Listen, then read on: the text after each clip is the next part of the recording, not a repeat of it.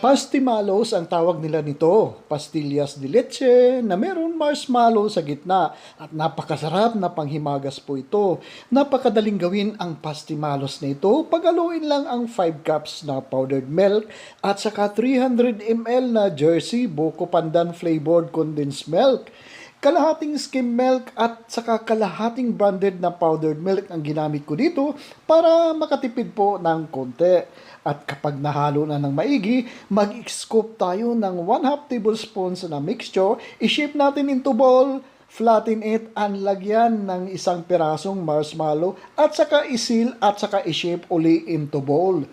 Pagkatapos po ay i-dredge po natin ito sa asukal, granulated sugar, at saka ilalagay natin sa paper cups para maganda po ang presentation nito. Napakasarap po nito, promise!